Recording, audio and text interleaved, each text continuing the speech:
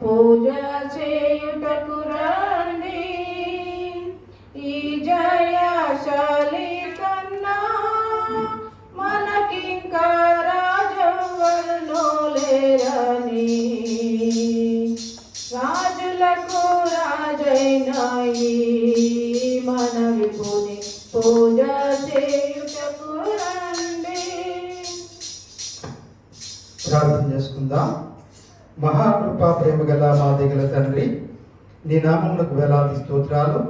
40 డేస్లో తండ్రి 8 డేస్ నీకు భయంకరంగా జరిగించావు.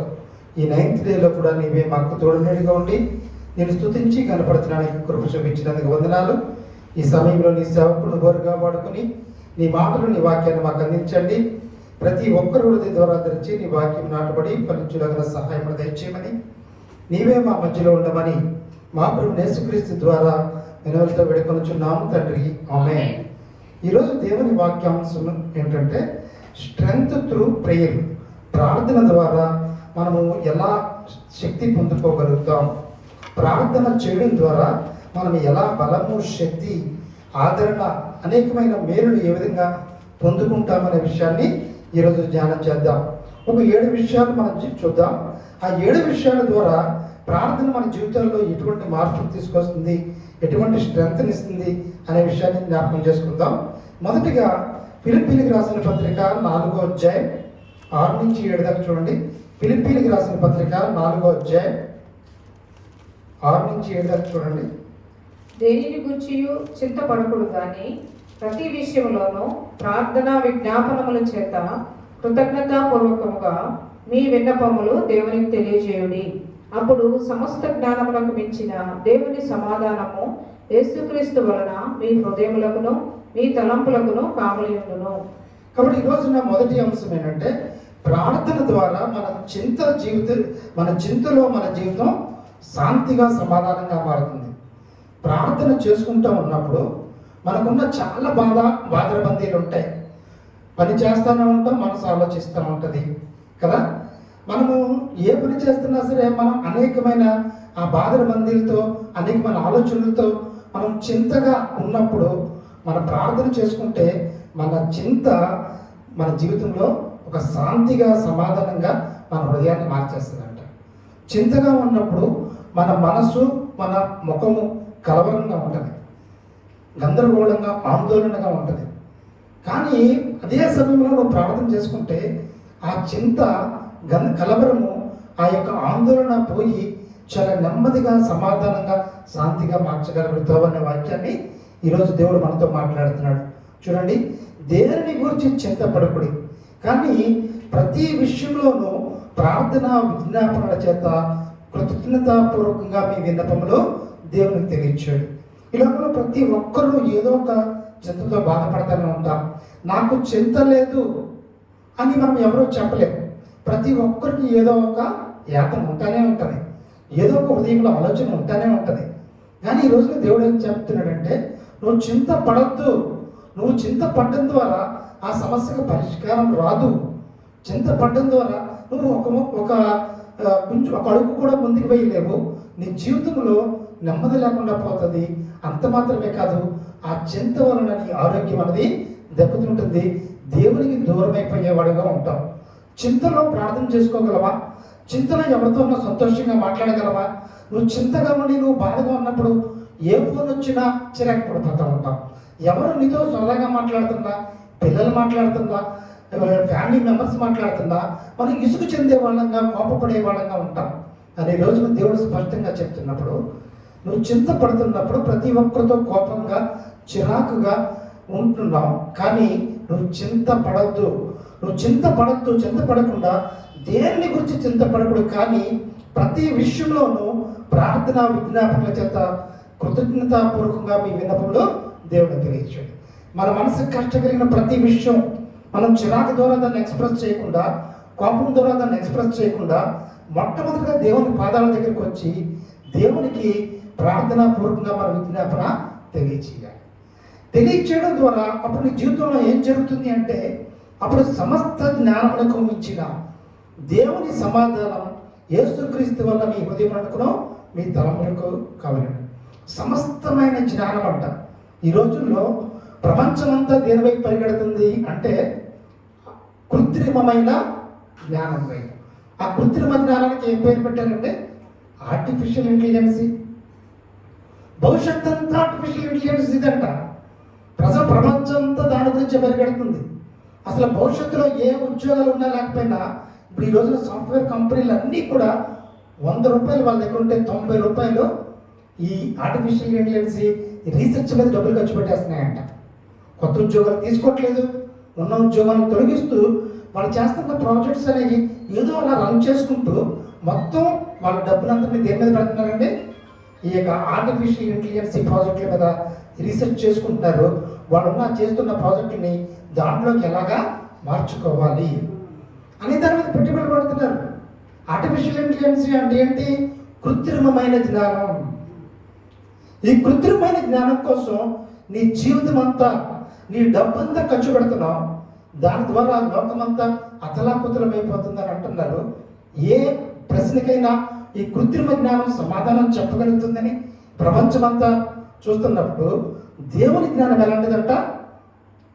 సమస్త జ్ఞానమునకు మించిన, ఈ లోకంలోనికి ఏ జ్ఞానం ఉందో దానన్నింటికి మించినది సమస్త జ్ఞానమునకు మించిన దేవుని యొక్క సమాధానం. ఈ లోకంలో ఏ జ్ఞానమో పని చేయదంట, ఏ జ్ఞానమో పని చేయదు. ఈ కృత్రిమ జ్ఞానం ఈ రోజు ఈ వెర్షన్, ఇంకోటి వెర్షన్ అలా వచ్చినప్పుడు ఒకదాని వెళ్ళిపోతూ ఉంటాయి, నెక్స్ట్ వెర్షన్స్ వెళ్ళిపోతూ ఉంటాయి. వీటన్నిటికీ మించిన సమస్త జ్ఞానమునకు మించిన దేవుని సమాధానం యేసుక్రీస్తు వలన మీ హృదయములకునో మీ తలంపులకునో కావాలి. చూసారండి, ఈ లోకంలో ఏ జ్ఞానం కూడా మన హృదయానికి మన తలంపులకి కావాలి ఉన్నట్ల, కానీ సమస్త జ్ఞానములకు మించిన దేవుని యొక్క సమాధానం నీకు నెమ్మదినిస్తుంది. నీ తలంపులకి అడ్డుకట్ట వేస్తుంది, నీ ఆలోచనలకి అడ్డుకట్ట వేస్తుంది, నీ హృదయంలో ఉన్న కలవరాన్ని కంట్రోల్ చేస్తుంది, నీ హృదయంలో ఉన్న అనేకమైన కోరికలకి ఆలోచనలకి పరిగెత్తుతున్నప్పుడు దాన్ని కంట్రోల్ చేయగలుగుతుంది. కాబట్టి ఈ లోకంలో ఎవరైనా చింతపడుతున్నాము అంటే చిన్నపిల్లలేమి, యవనస్తులేమి, ప్రతి ఒక్కరూ ఏదో ఒక ఆశ కలిగి ఉంటారు, ఏదో ఒక ప్రయత్నం చేస్తూ ఉంటారు, ఏదో ఒక విషయంలో ప్రయాసపడతానే ఉంటారు. కాబట్టి అలా చేస్తున్నప్పుడు వారు చింతపడుతూనే ఉంటారు. ఎందుకంటే నేను అది రీచ్ అయిపోతే చాలా జాయ్ఫుల్గా ఉంటాను ఉంటారు. అది రీచ్ అయిపోతే నేను పట్టలేనంత ఆనందాన్ని కలిగి ఉంటాను అనుకుంటూ ఉంటారు. అది రీచ్ అయిన తర్వాత అక్కడ అంత ఆనందము ఏమీ లేదని అర్థమవుతుంది. ఎందుకంటే అక్కడి నుంచి ఇంకో మెట్టు ఎక్కడానికి అంతకంటే ఎక్కువ ప్రయాసపడాలి. అక్కడి నుంచి ఇంకో మెట్టు ఎక్కడానికి ఇంకా నువ్వు ప్రయాస పడతానే ఉండాలి. అందుకనే నీ ఆలోచనలకి తలంపులకి కావలి ఉండేది ఏంటంటే సమస్త జ్ఞానములకు మించిన దేవుని సమాధానం. కాబట్టి ఈరోజున మనం జ్ఞాపకం చేసుకోవాల్సింది ఏంటంటే, నువ్వు చింతపడుతున్నావు అంటే దాని విషయంలో నీకు సమాధానం కావాలంటే యేసయ్య పాదాల దగ్గరికి వచ్చి నువ్వు ప్రార్థన చేసుకుంటే చిరాకు, కోపము, ఇరిటేషన్, ఆందోళన, కలవరం పోయి సమస్త జ్ఞానములకు మించిన దేవుని సమాధానము, నెమ్మది మన ముఖం మీద ఉంటుంది. కాబట్టి అటువంటి పరిస్థితుల్లో ప్రార్థన మనం తీసుకురాగలదు. ప్రార్థన ఏం చేస్తుందంటే, ఫస్ట్ పాయింట్ సమస్తమైన చింతల్లో దేవుని యొక్క శాంతిని, సమాధానాన్ని నీ జీవితంలోకి తీసుకొస్తుంది, మొదటిది. రెండవది ఏంటంటే యెషయా గ్రంథం 41:10. యెషయా గ్రంథం ఐజియా 41:10. యెషయా గ్రంథం 41:10. యెషయా గ్రంథం 41:10 చూడండి. భూదిగంతముల నుండి నేను పట్టుకొని దాని కొనల నుండి పిలుచుకొనిన వాడ, నీవు నా దాసుడు మరియు నేను నిన్ను ఉపేక్షింపగా ఏర్పరచుకుంటున్నాను. నేను నీతో చెప్పి ఉన్నాను, నీకు తోడై ఉన్నాను, భయపడకము, నేను నీ దేవుడినై ఉన్నాను, దిగులు పడకము, నేను నిన్ను బలపరుతును, నీకు సహాయం చేయబడను నేనే, నీతి అను నా దక్షిణ హస్తంతో నిన్ను ఆదుకుందును. రెండో విషయం ఏంటంటే, నువ్వు ప్రార్థన చేసుకోవడం ద్వారా దేవుడు మనతోనే ఉన్నాడని ధైర్యం కలిగిస్తుంది. ఈ లోకంలో నేను నీకున్నాను, నేను నీకు తోడుగా ఉన్నాను, అన్ని సందర్భాల్లో సహాయం చేస్తాను అన్నప్పుడు మనకు ఒకలాంటి భరోసా ఉంటుంది కదా, ఆ భరోసా ధైర్యం ఉంటుంది కదా. ఆ ధైర్యము దేవుడు అన్ని సందర్భాల్లో కూడా ప్రార్థన చేసుకుంటే నేను మీతోనే ఉన్నాను అనే ధైర్యాన్ని కలుగ చేస్తూ ఉంటాడు. ఇది ఎవరితో మాట్లాడుతున్న సందర్భం ఏంటంటే యాకోబు గారితో, ఇశ్రాయేల్ గారితో దేవుడు అంటున్నాడు. ఏమని అంటే 8వ వచనం చూడండి. నా సేవకుడమైన ఇశ్రాయేలు, నేను ఏర్పరచుకున్న యాకోబు, నా స్నేహితుడైన అబ్రహాము సంతానమా, భూదిగంతము నుండి నేను పట్టుకొని దాని కొన నుండి పిలుచుకుని వాడా, నువ్వు దాసుడవనియో నేను నిన్ను ఉపేక్షింపక ఏర్పరచుకుంటున్ననియో నేను నీతో చెప్పిన్నాను. నీకు తోడై ఉన్నాను, భయపడకము, నేను నీ దేవుడినై ఉన్నాను, దిగులు పడకము, నేను నిన్ను బలపడుతును, నీకు సహాయం చేయడం నేనే, నీతియను నా దక్షిణాస్తము నిన్ను ఆదుకుందును. దేవుడు ఏర్పరచుకున్న బిడ్డల్ని దేవుడు ఎన్నటన్నిటికీ విడిచిపెట్టేవాడుగా లేడు. తల్లి గర్భంలో చూడండి, బూదిగంతమును నేను పట్టుకొని ఆ కొనల నుండి పిలుచుకున్నవాడు నేనే. తల్లి గర్భంలో నా అరచేతుల్లో చెక్కుకున్నవాడు నేనే. ఈరోజు మనందరినీ తల్లి గర్భంలో తన అరచేతుల్లో చెక్కుకొని ఒక బిడ్డగా ఆయన రూపొందించాడు. కాబట్టి ఆ అరచేతులు చెక్కుకున్న దేవుడు మనం ఏం చేస్తానంటే, నేను నా దాసుడివి, నా బిడ్డవు కాబట్టి ఈరోజు ఆయన బిడ్డగా ఆయన సన్నిధిలో మనం ఉండగలుగుతున్నాం. ఆయన ప్రణాళికలో ఉన్న బిడ్డలో మనం, ఆయన ప్రణాళికలో తెలుసు. ఆయనకి ముందుగానే వీళ్ళు రక్షణ పొందుకొని నా బిడ్డలుగా ఈ లోకంలో నన్ను నా బిడ్డలుగా ఉంటారు అనే విషయాన్ని ఆయనకు తెలుసు. అందుకనే మళ్ళీ ఆయన పిలుచుకున్నాడు, తల్లి గర్భంలో ఏర్పరచుకున్నాడు.